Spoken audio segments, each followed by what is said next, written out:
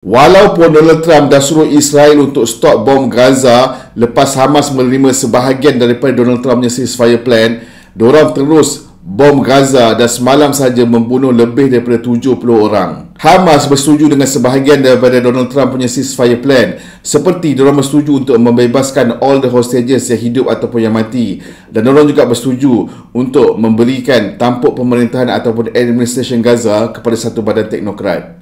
Tetapi diorang insist bahawa setiap future decision dekat Gaza mestilah mendapat konsensus di dalam badan tersebut dan mestilah confirm dengan international law.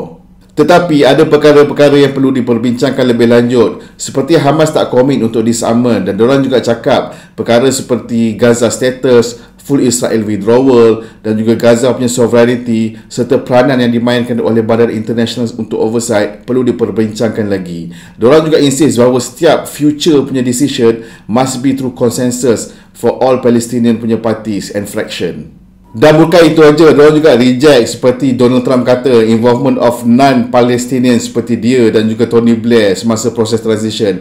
Hamas kata diorang tak akan accept any involvement of outsiders dalam penentuan masa depan Gaza.